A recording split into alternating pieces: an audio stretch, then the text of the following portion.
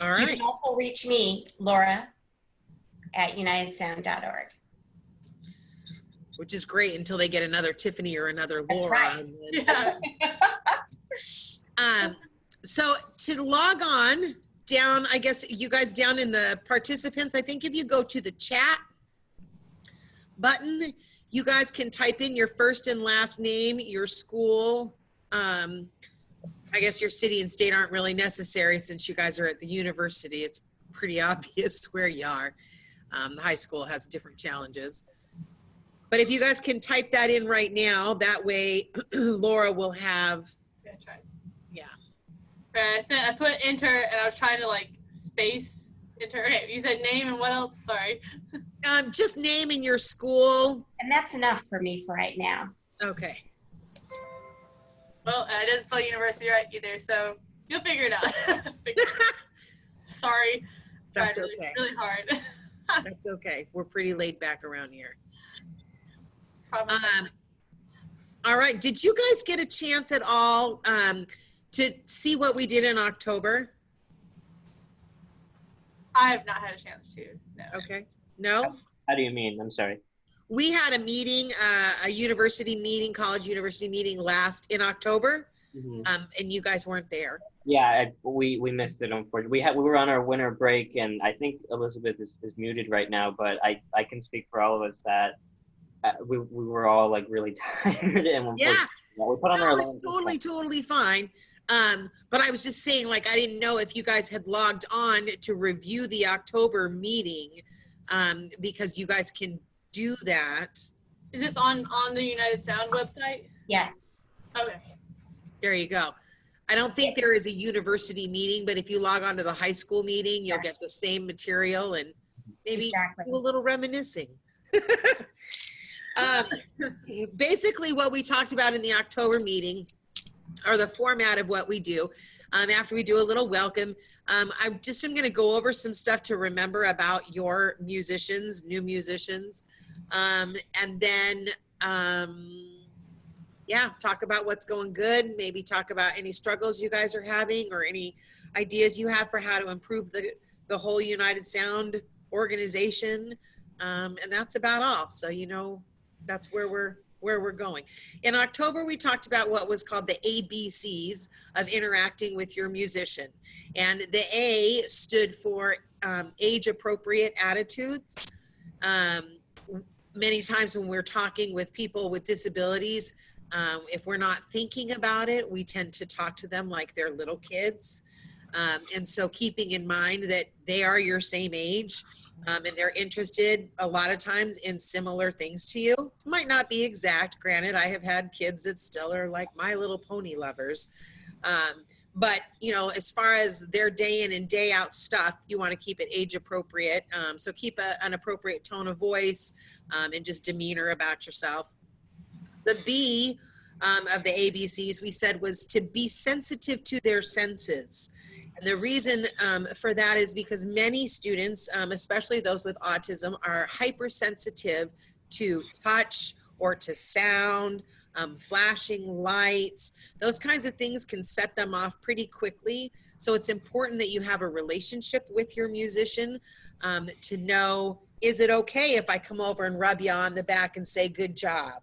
You know, if I rub your arm, is that pleasant to you or is that alarming? Some kids don't want you whispering, you know, like soup, rest. They don't want to hear that right next to them. So, you know, you have to find their comfort zone with their senses. And then finally, the C is just celebrate, because the celebrations are so important to get them feeling good and happy and, you know, wanting to come back for more. They don't necessarily feel a lot of success trying a new instrument. If you guys can think back to when you first tried an instrument, when you were probably in the 4th grade or whatever, and you sucked probably when you first started. So if you would have had somebody going like, yeah, you're awesome, you know, you probably would have been more excited about taking all of your lessons. So that's kind of in a nutshell what we did in October. This month, what we're focusing on is like getting ready to perform on stage or perform in some type of a concert venue. Um, sorry. This is based around something that's called social stories. Have you guys heard of a social story? Allie says yes. Yeah, just as like kind of a thing, my brother is severely autistic, so a lot of these things, and he's my twin brother, so I kind of grew up with some of those things. And Okay. understand Okay. them. So- Elizabeth, Martin, Clueless. I'm not familiar with that. Okay, well, that's great because I wouldn't be familiar with it if I didn't teach special ed. So basically, social stories, I looked it up just to kind of get some factual stuff. It makes it sound more official that way. Is that social stories, the term was actually coined in 1991. It's a trademarked term by this woman named Carol Gray. And breaking down social stories, really the basic thing about them is that it's a short description with visuals of what is going to happen next. So whatever is a new situation to them, it lets them know what to expect as they go through each and every step of the way, so that there's not any surprises. They can see that this is a normal feeling that they're feeling, that this is a planned out something that we're doing. It's not off the cuff. So it gives them a lot of comfort to know what the expectations are. Allie, do you want to add anything about social stories since it's something that you are familiar with? No, you basically said everything. I know with my brother, his receptive language is very good, but he's nonverbal, but he can't read or write or anything like that. So his were mainly just pictures, and they were just pictures like some of them were like stick figures, some of them were pictures like we actually took, like for a bag of Cheetos, it wasn't a drawing of a bag of Cheetos, it was a bag of Cheetos that my mom took a photo of. Right. So, Okay, and that actually is exactly what I was going to talk about next, is that that's kind of what a social story is. And then you might think, well, what does that look like?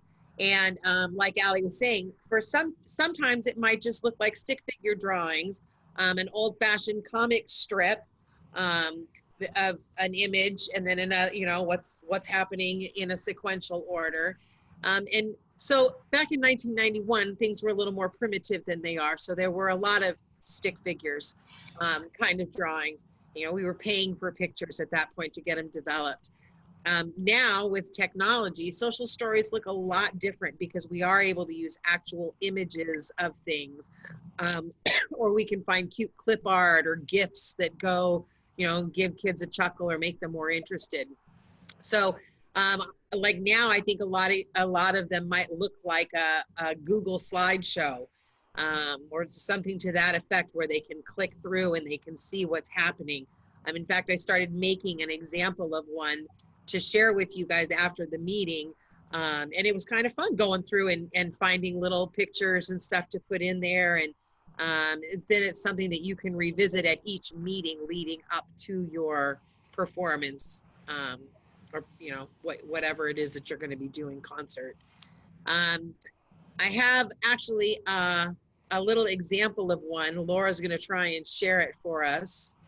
I found one on Halloween, like trick-or-treating, but not trick-or-treating, because a lot of times people with disabilities, they have a hard time transitioning from being the trick-or-treater to the candy giver. And so this is a social story that was made by someone else trying to explain to someone with autism what Halloween is going to look like as the candy giver rather than the trick-or-treater. So Laura, if you can share that. I thought I was on it, but then, shoot, I lost it again. I can try.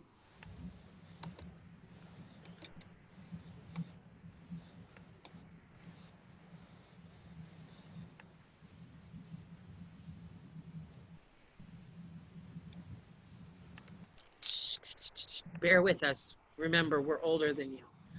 That's okay.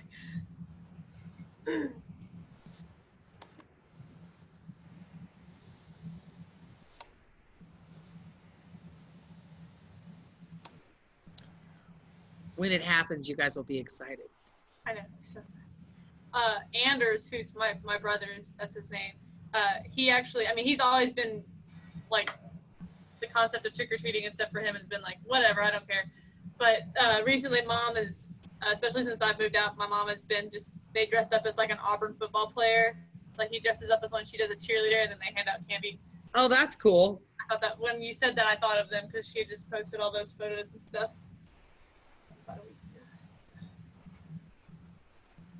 No luck. I'm failing. I'm failing.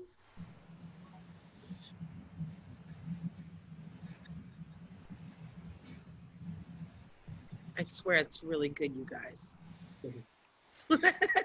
I can only say that just because I'm the one that found it. All right, hold on a minute. I'm taking charge. Are you? I don't know. Think I'm you going to pretend like I am. I believe in you. Thanks.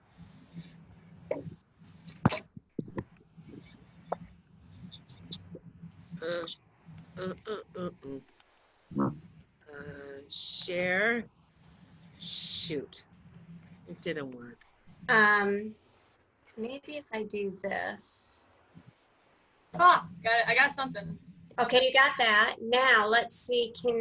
Do you get this? Yeah. Yes. Okay. Yeah, scroll down. What to expect? So here is an example of a social story, you guys. This is the one I was telling you. So you guys can read through it. You're in college. Hey, did I lose somebody? No, we're all still here. Okay. Maybe it's just me that's gone. Okay. So they go through and they see like Halloween is coming and they have a date. And for you guys, that might be like, we're going to have a performance. It's going to be this, and you're going to have a picture of maybe a calendar with the date marked so that they can see where we are today and when the performance is going to be. They get that visual of how much time is going to pass, and gives them something to look forward to. And then notice again, the sentences that they're using are very brief descriptions, and lots of images, because like Ali was saying, a lot of them don't necessarily read, or words don't necessarily hold a lot of meaning for them, but pictures do. Again, like this slide that's on right now, talking about the costumes, when I saw that, it made me think of you guys talking about what the attire is going to be for the concert. You know, are we all going to show up wearing our college shirts? Are we dressing up? So giving them an idea of what to expect for their clothing, giving them an idea of how many people are going to be in the room when they first walk onto campus, when they get to your band room or wherever it is that you're going to be meeting. There's going to be a lot of people there or not very many people, or where in the room or where in the building will we be meeting, reviewing all of those kinds of things. And again, with our technology, just taking snapshots with your phone and uploading them to a Google slideshow is pretty easy. Even I can do it. So, so this again, just, you know, you can just scroll through it, Laura, and you guys can see.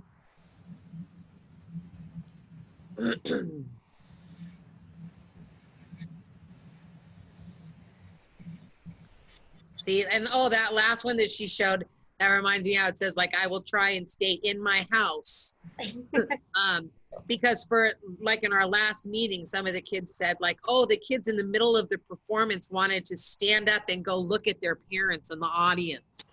So that might be a slide or an image that you might make for them, is like, you should know that you're going to see people you know in the audience, you know, and how you might respond to that. And then just remind them that it's a learning experience to know how to be performance ready. You know, it doesn't just happen overnight. You guys have rehearsals to prepare you for that kind of stuff. Okay, I'm going to stop the share. Sounds great. All right, so why is that really helpful for the new musicians to go through a social story, do you think? I mean, Allie probably knows because of her brother, but Martin and Elizabeth, you have your microphone off. Is that like, I don't want to talk, I'm going to keep it off. She's She's communicated to me that she's got a dog barking right now, so that's why she's got it. I think it's a nice visual representation in a way of explaining a concept like that. Um, I know at ASU our musicians have a lot of experience with playing, so I think they're prepared for concerts. What I did want to discuss in terms of what we're doing is we're going to have a recital on the 30th. So it's going to be a different format. There's going to be recital hall. So in a more intimate space, and what I'm thinking maybe not just maybe a picture for the story, but also like a video of like how big the hall is. Because unfortunately we can't reach this prior to the performance. So I do want to minimize the amount of surprise they get when they enter the hall. It's not a very big recital hall, but I think it would the picture and then like what the back part looks like when they come up to the performance. I think that's also really good. Yeah. I think that would be that's helpful to them. Any kind of visual that you can give them or giving them an introduction to the experience beforehand, it just sets them up for success because they can't anticipate things the way we anticipate things. They process emotionally different than we do. And so what it is that they're seeing with their eyes is, sure, it's the same as what we're seeing, but it doesn't process the same in their brain as it goes through. So I think showing them all of those baby steps along the way is great. Allie, anything to add? I haven't really had any experiences with our group yet. We actually just had our first meeting last Monday, which was when they were just trying all the instruments out. So I don't really have anything. That I really liked what Martin was saying because that kind of gave me an idea because the performance spaces that we have here we do have like a smaller recital hall, but we also have like our band room, and our band room is pretty large. And so one of our students, I can tell he kind of gets nervous in social situations. He does have a stutter, so I'm sure that's part of, we're nervous about communicating or people like thinking things about him because of his communication. But so having that kind of a story for him, knowing that there will be people watching him do things and stuff, if he's expecting that, then it may make him less nervous to do a performance or something in a big space where people are watching him. So Yeah, something good to keep in mind for me. very good. Did United Sound just start at Auburn then? Or?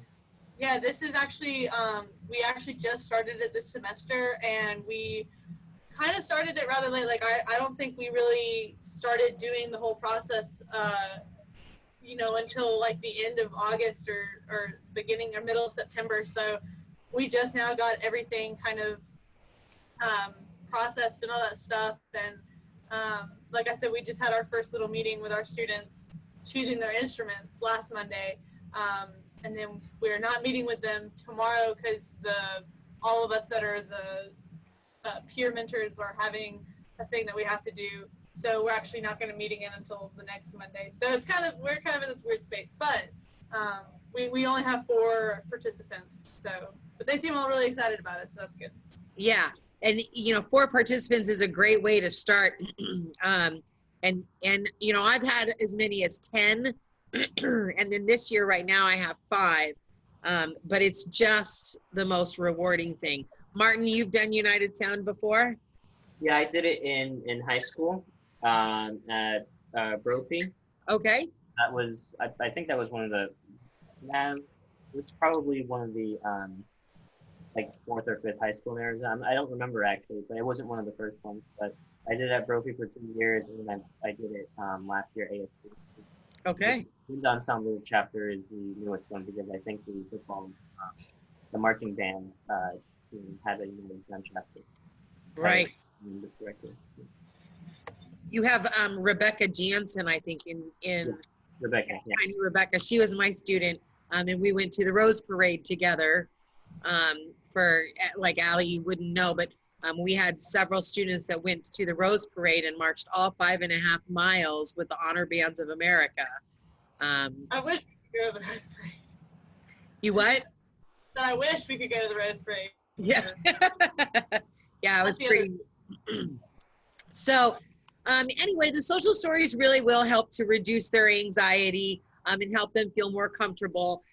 It's perfectly okay to remind them, even if they have had previous experiences, that emotion of nervousness and anxious, that's a good emotion, that's an emotion that even you guys feel before you perform, that's a healthy thing to be feeling. And that once you play, how that starts to subside, and in the end, it makes it all worth it. Just so that they don't feel like it's awkward for them, that they're feeling nervous and probably no one else is. Okay, so we will be sharing that link with you of that social story, and the one that I'm making that's kind of a very brief kind of reminder for you guys what that's going to look like. You guys want to talk about anything that's going well in your chapters? Can I tell one first?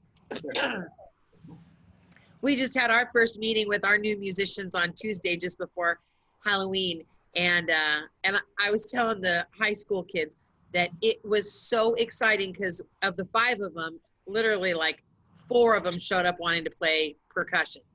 So we had to change that up a little bit. And 2 of them, I was like, what do you guys think about maybe a horn? And this one kid, David, who's he doesn't talk, he kind of just grunts and, moves his head and stuff around. He kind of started like nodding towards a trumpet. So one of the mentors said, I think he wants to try the trumpet. And we gave it to him. And I'm not even lying, this very first to his lips, he started making sound. And he got so excited, and it was the best. And right around that same time, on the other side of the room, one of our other brand new musicians was unsure, wanted to play the drums, but we were trying something else. Somebody pulled out a baritone saxophone. It made that really loud, deep noise. And that got him super interested. He ended up taking hold of an alto sax, and he also made music on that very first day. Like, I don't know how hard it is to play those things, but I think it seems pretty hard. I'm just look at you like it's not. It's not. My sister played the flute. My sister played the flute. My brother played the trumpet. When they weren't looking, I would always try and do it, and I could never make a sound. So I went to the piano. So those are my success stories from my chapter. So you guys share yours. You want to go first, Al? Yeah, go for it. No, you go for it. I talked a lot tonight. Sometimes we have a girl who sometimes comes in kind of down, kind of sad or concerned, and her group is really good at, and I try to encourage her too, but her group is really good at like lifting up her spirits. I'm like, you come United Sound with friends, because I think she was also in the marching band chapter. A lot of them were, I think all of them were, and they know each other. And it's like, well, we're all here, we're all friends, and we're gonna play music. And as the rehearsal develops, she cheers up, and it's always reassuring. Sometimes we've been like, like one time her best friend was moving away, and it's just like the challenge. Like, how do you cheer someone up from that? And you remind them, what about all your friends here at United Sound? So I commended that group for building up their spirit. Yeah, that's awesome. I love that. What do you got, Allie? Well, we had, like I said, we have 4 musicians. We have musicians now. We have Porter, Anna, Bradley, and Josh. And they're all they're in the same program together that's here at the university, so like they know each other. But Kind of like Martin was saying. yeah, so they had kind of the like similar aspects of the personality. They were all pretty shy about us coming in, and I could tell that they were kind of like inside of their shell a little bit. There was Porter especially was very kind of like wasn't into the whole thing. He's like, I don't want to play an instrument. And one of our peer mentors, his name's Elijah, came over with a saxophone, like you were saying, and actually used just the mouthpiece of the saxophone with Porter, and got Porter to make a sound on just the mouthpiece, which was really helpful for the rest of us because we were like, ooh, that's what we should do because I'm doing that. We were like, I got that idea. That's my idea too. So I was able to use that with Josh, and Josh was kind of the same way. He was like, I want to play an instrument, and we were like, well, what about trumpet? He's like, I'll try it, and he would go, not make a sound, be like, okay, I'm done with that one, and that was kind of how he was with Claire. Like finally, we were like, Porter, do you want to play? First they said, do you want to play flute? Josh, they're like, do you want to play flute? He goes, no, and they're like, okay, you don't want to play flute. And finally, I was like, well, what about clarinet? Do you want to try clarinet? And he was like, I'll try it. And so he did. And again, like I said, we tried it with just the mouthpiece, and he was able to get a sound out. And as soon as he was able to get a sound out on that one, like, he would not put down the clarinet. He was like, he just kept trying. And on his own, actually figured out how to play, because, you know, the good thing about clarinet is you can do Look Ma, No Hands, and you play a G. And so he was able to do G, and then he just started playing around with the fingerings, and he could play G, A, F, E, and B, and D all by himself. Like, he just figured them out doing that, like just putting fingers down. So I could tell that as soon as he was able to do that, he was super excited about it. But it was funny because at the same time, he was also like, yeah, I did it. Okay. And he's kind of like one of those people that's like, yeah, I feel really happy, but I want to look cool, so I'm not going to look happy about it. Right. Well, and it's like that age appropriate thing that we were saying, you know, like they want to be like, you know, I'm not like a little kid, you know, of course I can do it, you know. Exactly. And then Anna she was having a lot of trouble with embouchure. So things like I don't know what that is. Oh, sorry? What is that? Oh, it's just the shape of your mouth. Oh, Like how the instrument fits into your mouth. okay. So she was having a lot, like with saxophone and clarinet, like she wouldn't, if the mouthpiece was in her mouth, she wasn't understanding that you have to like seal your mouth around the mouthpiece so all of the air goes in the mouthpiece. That was kind of a hard one for her. Flute, with all of the air just going everywhere, that was kind of hard for her, but she'd actually tried baritone, the euphonium, and was able to push her lips into the mouthpiece and make a sound that way, and she seemed really excited about that one. And then Bradley, he was the one I was talking about earlier who has the stutter. He was kind of the same way, where he actually was able to make a sound on all of the instruments. And you could tell he was like, I don't want to make a decision. He's like, I don't want to make a decision. I want to do all of them. And we were like, how about trumpet? So, Yeah, we'll take it. but he ended up being really excited about trumpet and all of those things. And he was doing, I think his best sound actually was on the trumpet. So that was kind of good for him. So, you know, they all kind of have their individual personalities. So I'm very excited. I'm glad that they all felt successful on at least instruments. Ready for that. So, but. Yeah. And the celebrations, I think, are so important. Like that excitement that they feel when they've made a sound, and then to see their new friends celebrating with them, then that makes them feel even better. Like they already feel great, and then you make them feel even greater. Mm-hmm. So that's why we say that's the C of the ABCs, is that celebration is the way you have to end every single thing, even if it's just, you know, a note that sounds like a fart coming out of a euphonium. Like, that's the best fart I've ever heard. So, you know. Yeah, I was glad to see, because I mean, of course, all of the people that are our peer mentors are music education majors.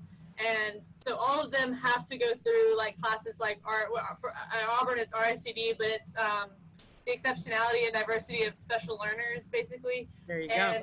So they have to go through classes like that. So they know about students with disabilities, but I'm the only one who really has that in their life because of my brother. So I was very pleased to see them, you know, there was a little bit of almost, there's one guy in particular that's a peer mentor that is kind of borderline, like, that was such a good job, like almost like baby, but not. So I'm like, I'm watching him a little bit, but most everybody else was doing a very, very good job. So I was very impressed with my peers and how they were doing. So that was I thought just now with what you said, how important it is because you are a leader. That's why you're here logged on in real time with us. So we kind of would look to you to be able to educate other peer mentors on like the ABCs that we just talked about, because they don't have the benefit of having a relationship with someone who has taught special ed for 25 years, or, you know, someone that has had an autistic brother. So sharing with them the information that we're giving you, that age appropriate stuff, it's a shame because I know people don't mean to do it. No, But to me, it's delivering a message. A lot of times when I have guest speakers in my room, I remind them that the short sentences and slowing down the speed of your voice. A lot of us don't realize how fast we talk. And when you think about how they're processing things slowly, you're saying your 12th or 13th word, and they're still thinking about the second or third word you said. So speaking at a slower pace and in simpler terms. One time I had a student teacher come in and tell me that she wanted to practice reading literature with my students. And I said, you know, you're going to be a lot more successful if you just call them stories. So, you know, don't make things sound any fancier than they have to be, because they just like simple, easy to understand stuff. Anything that we can do to help each other be a resource right now? Do you have anything that you're kind of like, this isn't going so good, or this has been a hiccup for us? Because we want to be a resource for you, not just as people that work at United Sound, but you guys can be a resource for each other. We're good at ASU. Things are good at ASU. Auburn is so young right now. We haven't really encountered anything yet. So. Right. You're at that newborn baby, you sleep all the time kind of place. No real issues yet. I'd like to sleep all the time anyway, but. All right. Well, any suggestions that you guys might have for how we can improve along the way, just take a note of it. We're going to meet back here on December 2nd. Same bat channel, same bat place. And so, yeah, I mean, really, we welcome any of your comments. You guys are out there doing it, and we can only be a better place with you guys' feedback. So that's about it. Anything else? No? Okay. Farewell. Ta-ta. Thank you so Thank much. you. Bye. Bye. Nice to meet all of you. It was nice to meet y'all.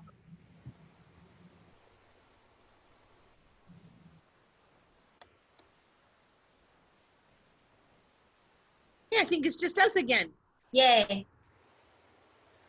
All right. That went better, and I was able to share, and I can share your agenda and the Halloween story too, I think now.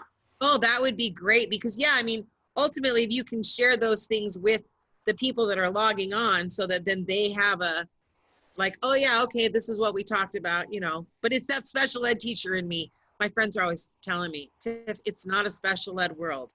Not everyone needs all those reminders.